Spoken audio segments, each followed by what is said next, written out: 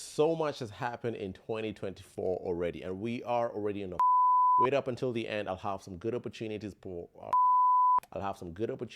you as an investor. Look at it. I'm not sure if it's for you, but it's going to be just good for you to look at it. I'm not sure if all this would be for you. No, you'll be able to see some of this investment. You'll be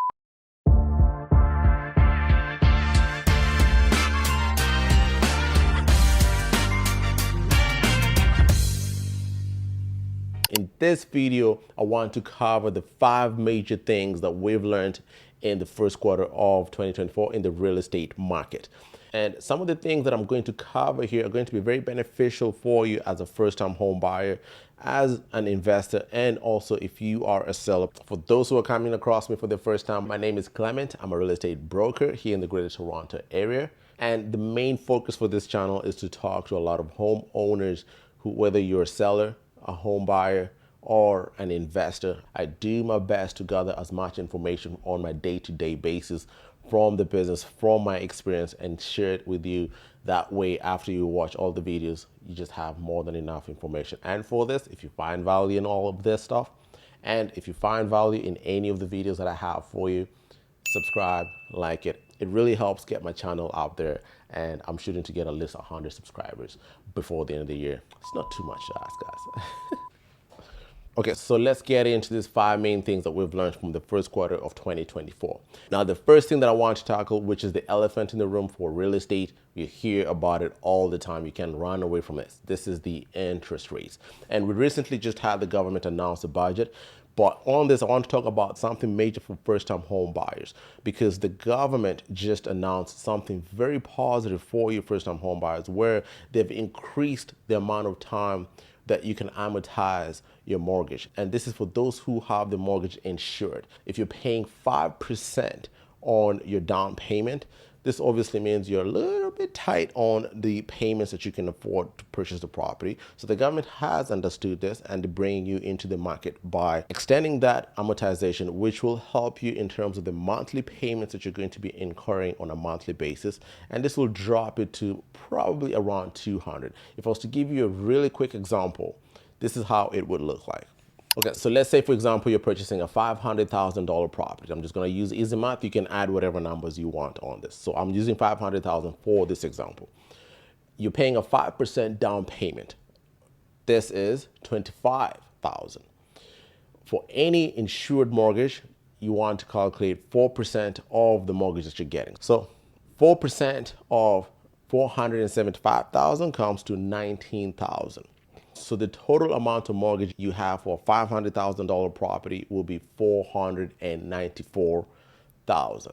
So now let's look at this on a monthly payment. So let's find out the difference on the monthly payment on a 25-year amortization and a 30-year amortization. So I'm going to use 5% as an interest rate. So this is pretty much the base point. Once your deal is live, sometimes you can get a higher percent interest rate, or you can get a lower percent interest rate. For this example, we're going to use 5%. So with interest rates of 5% on a 25-year amortization, your monthly payment will come to $2,873.13. And on a 30-year amortization, your monthly payments will come to $2,636.43. So that becomes a difference of around $200. So this is the major change that the government is introducing to first-time home buyers to kind of ease it off. But now we're going to look at how this could potentially affect the market, maybe in a positive or negative way, because what this is going to do is going to bring in an influx of home buyers to the market. And the biggest problem we're having, even from the first quarter of 2024, is a lack of supply. The government is really doing their best efforts to fix this. And from the budget announcement that was had in April, government wants to bring in as much as 4 million homes by 2031. This is by the announcement that was made. The other major thing on this first point is the inflation rate. The inflation rate now has come into the 2.9%, which is a major thing as well, because they want to get it under the 2%. So the government is still watching this as a positive thing, because they don't want to make a drastic change. We've seen with the past two announcements that they've not been an increase or they've not been a drop in this. So they just want to hold on because they can see that everything is getting better with that inflation, and they don't want to either make a drastic change like they did in 2021, which completely just shifted the market. So they just want to do this in a very rigorous way, in a very meticulous way, which I think is actually a really good thing, because it's a very tricky thing to bring in as many buyers back into the market as we already have. And this is just going to skyrocket the pricing again. So they're trying to really control this. And I think from the numbers that I'm looking at, they're watching that unemployment number.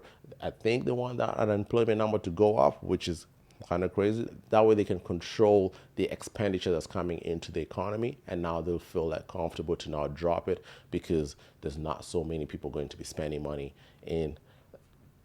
That's just my theory. That's just my theory.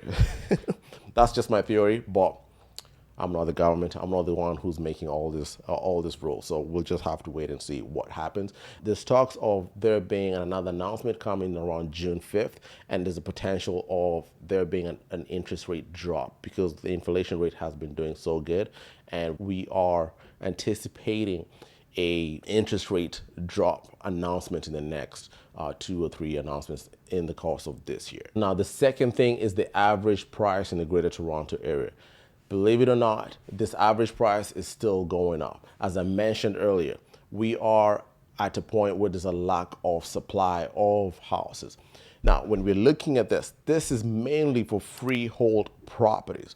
So freehold properties, I'm talking detached, semi-detached, freehold townhouses. These properties are doing very well in today's market. We're actually getting, some of them have bids. Now, when I say bids, I don't mean 20. I don't mean like 30 like we were experiencing in 2021 during the pandemic.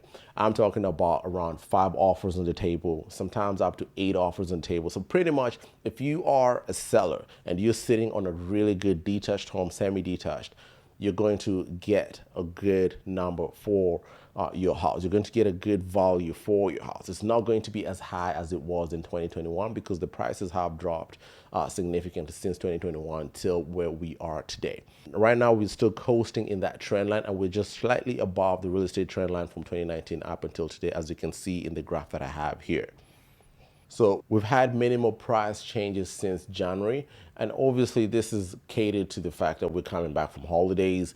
So we had that, as you can see on the trend line here, in January, the average price was below the trend line. And this is obviously because now we're coming back from the holidays, school is opening, people are getting back to work. The last thing you're thinking about that time is spending extra money after you spent all your money in December. We've all gone through it. So during that period, usually it's a very typical thing for the real estate market to have a drop at that point. Now we've had a slightly minimal change in the average price. Now coming into the spring market, typically in the next 90 days, this is where real estate really has its gets to its peak. So we're anticipating the average price to keep going up because there's more buyers coming into the market. And on this second point, this is somewhat we really have to look out for, because if there's going to be an announcement of the interest rates being dropped, just picture what's going to happen to the market. We already have a low supply of properties in the market at the moment. Now, if we have the interest rates drop from 5%, if even just drops to that 4.8, 4.7 mark, you can imagine how many people are going to come back into the market, because now that's a difference of around, we're talking $200 or even $300 difference on your monthly payment. And this will bring more people in here. Now, here is where the government is really trying to watch and manage the price. And because when this happens, it's just going to skyrocket the average price again. And this is what I know the government does not want, because it's going to make it's obviously going to make the affordability for properties here just completely unattainable. And we are already there at the moment, because we're currently sitting at an average price that's over $1 million in the Greater Toronto area. Do this and we're going to get into that $1.2 million range as an average price if this is not very well maintained in the course of the year. Now, point number 3. Now, point number 3 is a big point. I'm actually going to do a complete full video about this point, and this is the condo market. Now, the condo market is one of the sections that has been really hit hard, because we're having high inventory for condo markets, but the properties are just not moving. You'll get to see that a lot of these condo markets are staying in the market for over 2 weeks, 30 days, some of them. I've had some condos in the market right now, and they've been in the market for close to 2 weeks. They've been in the market for a month, and we're literally getting 3 or 4 showings a week. That is very low compared to freehold properties where they're selling within a week, within 2 weeks, and with those ones you're getting around 7 to 10 showings a week. So that shows you there's more traction going on that side as compared to the condo market. Now, why could this be? Obviously, you can look at it from the sense of there's obviously some particular buildings which are really not good. You have to look at the status certificate to make sure everything is good, because some of these buildings are not maintained very well, and you have to be very careful as a home buyer. The other thing is when you have your maintenance fee sitting at around $600, $700, and your mortgage is coming in at that range of 4,000, and you have this extra maintenance fee that you have to take care of, it just becomes too much. And who goes to buy condominiums? A lot of times it's first-time home buyers and it's investors. So when you're looking at this, a first-time home buyer who already is struggling to pay their first monthly payment of around $2,500 to $3,500, now you add on an extra $600 on that, it's going to be very challenging. And an investor is going to look at this and say, okay, so I have an extra $700 is just going down the drain, and there's nothing I can do about it. So that's why you'll see this market really being affected. So you have to be very strategic, particularly if you are a seller who owns a condo and you're trying to go about this. You have to be very strategic on the right timing and how to go about marketing your property. So there's more emphasis on this for condominiums today. So just know this is going to turn around obviously at some point, and this is why you're seeing this introduction by the government of increasing the amortization period from 25 to 30 years for first-time home buyers who are getting insured mortgages. Point number 4, I kind of touched on it a little bit in the beginning, but this are bidding wars are slightly coming back. So bidding wars, this is mostly towards freehold properties. If you have a detached home that is really good, that is very well maintained, just know you're sitting on a really good gold mine right there, because all it will take is now good marketing, and you have to have the right marketing price. If you have a really good marketing price, typically you'll attract as many people towards your property. We've had some properties now that are getting close to 80 showings within that first week. So that means almost 79 people, 70 people don't end up with a home that they absolutely love. And in that whole neighborhood, you have so many people who are attracted to come in and buy that whole freehold property. So this is creating that traction into the market. And this is obviously just because of a lack of supply of good properties. And also sellers are sitting on these houses because they're thinking, if I sell, where am I going to move to? Because if you're smart sizing meaning you're moving into a smaller house, this is really beneficial for you if you're coming from a big home, because you'll be able to get something at a really good price today. But if you're trying to upsize and get a much bigger home, now this is where you'll have to be very careful and strategic on how you go about. I'll suggest you sell first before you buy. Don't submit an offer and purchase a property before you've sold. Or if you want to do that, just be very careful and make sure you have a good understanding, you have a good expectations on the sale of your particular home. But on here, what I wanted to mention is, yes, bids are coming back. You just have to be very careful on how you go about this. Work with an experienced real estate agent like myself. Link is on the bio. Reach out to me. We can have a conversation. But make sure you're working with a really professional when you're going about this bids and submitting an offer, because on here you also don't want to overpay for a property. That's really, you don't need to do that for.